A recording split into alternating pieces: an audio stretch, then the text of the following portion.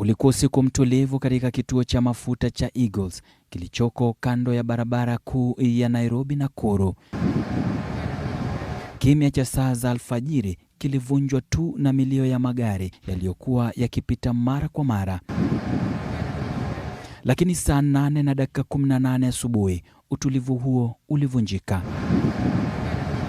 Picha za CCTV kutoka kituoni zinaonyesha gari jeupe aina ya Mercedes Benz likiingia kutoka upande wa Nairobi. Gari hilo baadaye kuthibitishwa lilikuwa likiendeshwa na marehemu Cyrus Jirongo.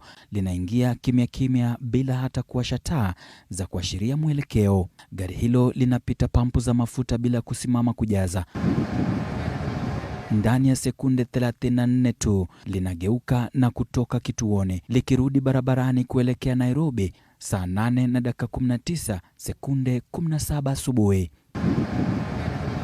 Lakini kilichofuata ni cha kusikitisha. Saa 8:19 na sekunde 25, gari jingine ambalo sasa limetambuliwa kuwa basi lililohusika katika ajali hiyo mbaya linaonekana likija kwa kasi kutoka upande wa Nairobi. Taa zake zikimulika pakubwa na mwendo wake unaonekana kuwa wa hatari. Chini ya sekunde 3, basi hilo linagonga Mercedes Benz kwa kishindo na kuisukuma.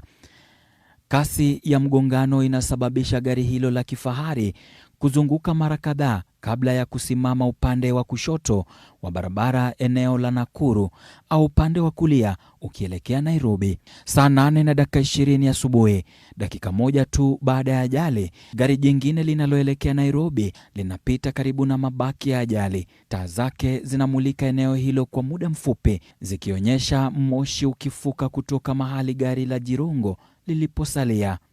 Uchunguzi wa maiti umeonyesha kuwa marehemu Jirongo alifariki kwa kishindo na athari za ajali.